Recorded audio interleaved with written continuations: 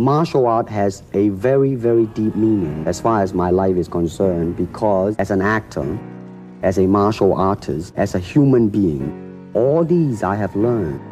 Martial art includes all the combative art, but it's a combative form of fighting. Some of them became sport, but some of them are still not. Most of them, you see, to me, at least when I teach it, all type of knowledge ultimately means self-knowledge. So therefore, they're coming in and ask me to teach them not so much of how to defend themselves or how to do somebody in.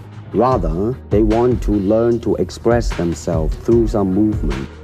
To me, all type of knowledge ultimately means self-knowledge.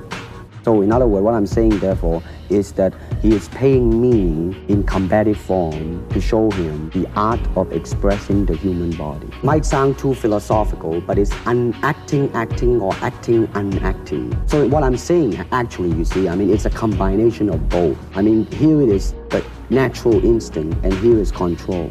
You are to combine the two in harmony. Not if you have one to the extreme, you will be very unscientific. If you have another to the extreme, you become all of a sudden a mechanical man, no longer a human being. So it is a successful combination of both. So therefore, it's not pure naturalness or unnaturalness. The ideal is unnatural naturalness or natural unnaturalness. You see, actually, I do not teach karate because I do not believe in styles anymore. I mean, I do not believe that there is such thing as whatever way of fighting, because to me, all type of knowledge ultimately means self-knowledge. But basically, we have only 2 hands and 2 feet. So styles tends to not only separate man, you know, because they have their own doctrines, and then the doctrine became the gospel truth, you know, that you cannot change. But if you do not have styles, if you just say, well, here I am as a human being, how can I express myself totally and completely? Now, that way, you won't create a style, because style is a crystallization, you know? I mean, that way, it's a process of continuing growth. All type of knowledge ultimately means self-knowledge. You name it, man. You use it all. You have to, you see, because that is the expression of the human body.